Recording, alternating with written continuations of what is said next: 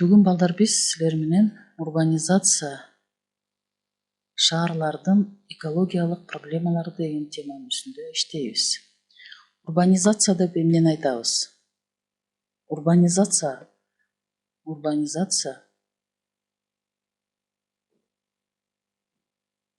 бул шаар калкынын өсүшү экен. Шаар калкынын өсүшү.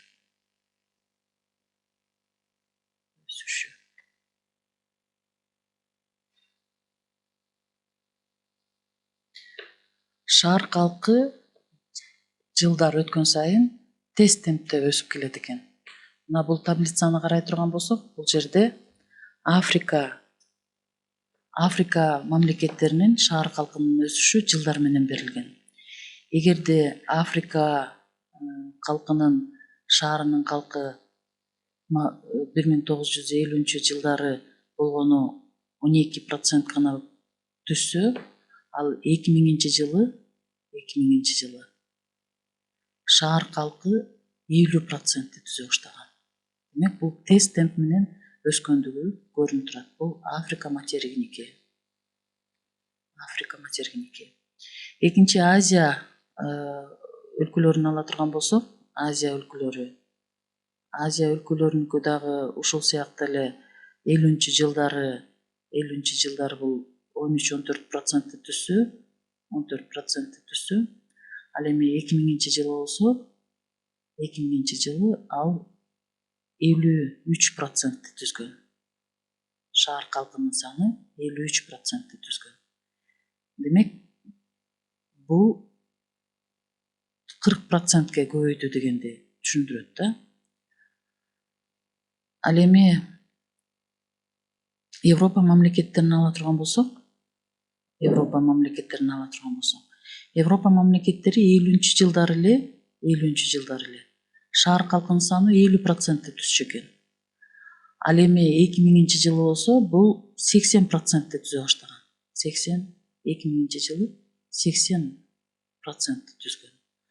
Латын Америкасыныкы дагы бул жерде карай турган болсок, мына Латын Америкасы 50-жылдары 41-42% түшсө, ал эми 2000-жылы болсо 80%тен жогору өсүп кеткен. Түндүк Американыкы 50-жылдары 60%тен жогору болсо, ал эми 2000-жылдары болсо 80%дан 90%га жакындаган. Эми дүйнө жүзү боюнча шаар калкынын саны 50-жылдары 30% түшсө, азыркы мезгилде 60% түзөт экен. Демек, муну менен биз эмне деген жыйынтык чыгарсак болот экен? Жер шарында шаар калкынын саны абдан көп экен. Шаар калкынын өсүшүнүн натыйжасында курулуштун улам жаңы мейкиндиктерди ээлеп, табигый ландшафттарды шаардын маданий ландшафттарына айлануу процесси бул урбанизация деп аталат. Урбанизация илимий-техникалык революциянын таасири менен өндүрүш күчтөрүнүн жана өндүрүштүн мурда болуп көрбөгөндөй токтолушуна байланышкан көп кырдуу глобалдык, социалдык, экономикалык процесс экен. Демек, урбанизация деген бул өзү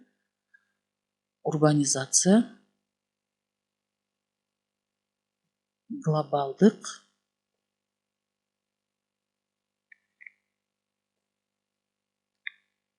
социалдык,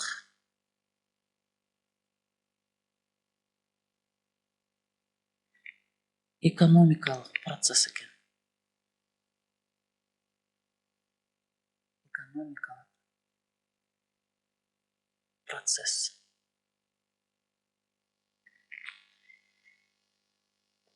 Ал табигый ландшафттардын компоненттерин, рельефти, атмосфераны, суу режимин, топуракты, өсүмдүктөрдү, жан-жаныбарларды кескин өзгөртө турган кубаттуу экологиялык фактор экен. Демек, урбанизация бул өзү айлана тегеректин бүт бардыгын тең өзгөртөт экен. Мисалы, азыркы Бишкек шаары ээлеген аймактын табигый ландшафты бул кылкандуу эфемер өсүмдүктөрү басымдуулук кылган боз топурактуу жарым чөл болгон. Жаз мезгилинде гана жер бети бир аз гүлдөп жайнап туруп, кийин күнгө күйүп какыраган чөлгө айланган.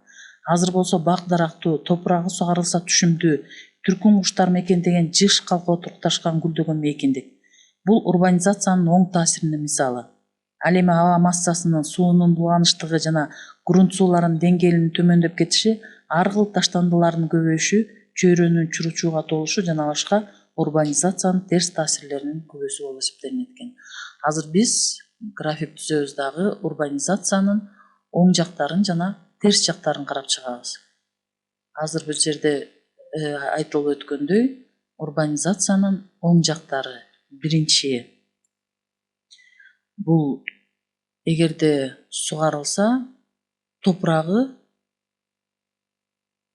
түшүмдүү топуракка айланат экен. Түшүмдүү топуракка айланат экен. Бак дарактар өстүрүлөт экен. Бак дарактар өстүрүлөт экен. Өстүрүлгөндө бул жерде микроклимат түзүлөт. Ал эми терс таасирлерин айта турган болсок, бул аба массасынын өзгөрүшү,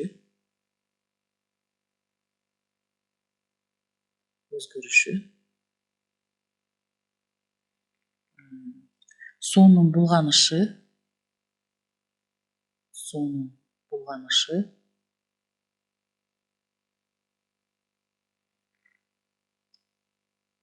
грунт сууларынын деңгээлинин төмөндөшү, башкача айтканда грунт сууларынын өзгөрүшү, жер астындагы суулардын өзгөрүшү, бул терс таасир болуп эсептелинет экен. Деги эле урбанизациянын терс таасирлерин баса көрсөтө турган болсок, бул жер ресурстары менен байланыштуу болот экен. Жер ресурстары менен байланыштуу болот экен. Шаар калкы эмненин натыйжасында көп өсүп атат? Бул тышкы келгиндердин эсебинен кескин өсүп жатат. Мындай абал өзүбүздүн борбор шаарыбыз Бишкекте деле тиешелүү. Шаар калкынын өсүшү анын алып турган ордунун кеңейишине алып келет. Кеңейүү биринчи кезекте шаарга жакынкы эң баалуу айдоо жерлердин эсебинен болот. Демек, терс таасири айдоо жерлер кыскарат экен.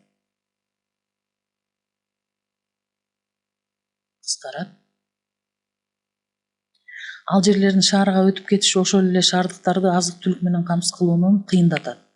Демек, ошол эле мезгилде азык түлүк менен камсыздоо кыйындайт экен.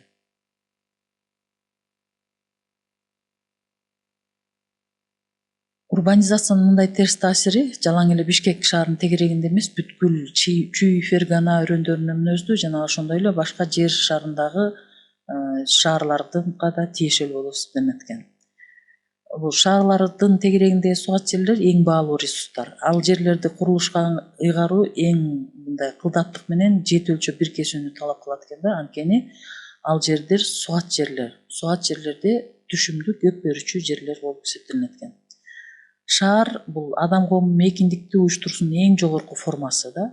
Шаардык отурукташуу формасы экономикалык жана социалдык жактан калкка көп эле артыкчылыктарды алып келет. Бул эң биринчи кезекте шаардыктардын билим алуусу,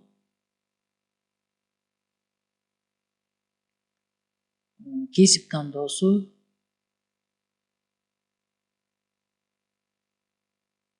анан маданий байлыктар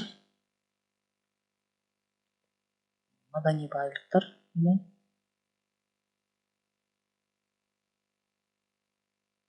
артыкчылык кылат экен да. Бирок ири масштабтагы курулуш, өндүрүштүн топтолушу жана интенсивдеши айлана чөйрөгө бир кыйла чоң таасирин тийгизет дедик. Шаарларда жаратылыш чөйрөсүнүн дээрлик бардык компоненттери — рельеф, атмосфера, агын сууларды, жер алдындагы суулар, топурактар, өсүмдүктөр, ал гана эмес климат, геологиялык түзүлүштөр да кыйла өзгөрүүлгө дуушар болушат экен. Өзгөрүүлөрдүн бир жагы адамдын биологиялык жана социалдык керектөөлөрүн жакшырткан жакка багытталса, экинчи жагы адамдын жашоо шартын кыйындаткан жакка багытталган. Шаарларда гравитациялык талаа, термикалык шартта электр, магнит жана башка таасирлери күчтүү болот экен да. Жердин физикалык талаалары өзгөрөт, күн радиациясы, өзгөчө ультрафиолеттик нурлар азаят, жаан-чачын, булуттуу, тумандуу күндөр элекке караганда көбөйөт экен. Демек, бул жерде атмосфера өзгөрөт экен.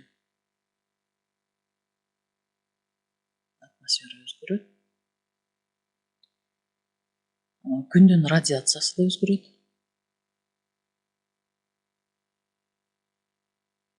эмне үчүн күн радиациясы өзгөрөт? Анткени орекинде өнөр жайдан чыккан түтүндөр жана боолар атмосфераны пленка сыяктуу каптап калат да, күндүн радиациясы өзгөрүүгө туура келет экен да. Шаардык адам жаратылыштан алыстайт. Шаарда калктын жыштыгы эң эле жогору, аба булганыч, уудуу, чуу көп дейт. Шаардын 1 квадрат километр аянтына суткасына, шаарда 1 квадрат километр аянтка суткасына 500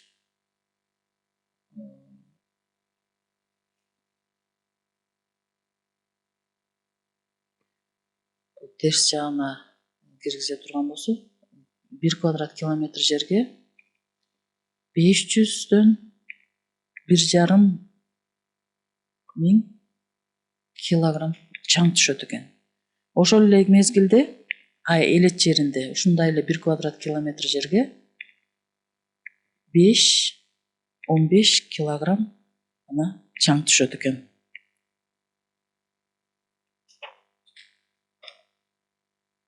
Ошондой эле шаар зор өлчөмдө сууну талап кылат экен да. Суу талап кылынат экен. Ал суулардын бир аз гана бөлүгү ичкенге кетип, калганы завод фабрикалардын коммуналдык системалардан жана башка саркынды суу болуп булганып, кайра шаарлардан агып чыгат экен. Алар оор металлдардын, нефтинин, ар кандай органикалык заттардын калдыктарын агызып чыгат экен дагы. Эгерде ал сууларды тазалабаса, таза табигый сууларга кошулуп, аларды дагы булгаганга шарт түзөт экен. Шаар күнүгө көп миңдеген тонна таштандыларды чыгарат. Таштанды чыгарат. Таштанды чыгарат экен. Эгерде ал таштандыларды иштетпей эле шаардан четине жая берсек, ал улам жаңы аянттарды талап кылат жана алардагы топтолгон булганыч заттар, өзгөчө уу заттар жаратылыш сууларын алар аркылуу топурак жана башка чөйрөнү булгайт экен. Мына бүгүн биз силер менен урбанизация жана шаарлардын экологиялык проблемалары деген темада ой бөлүштүк.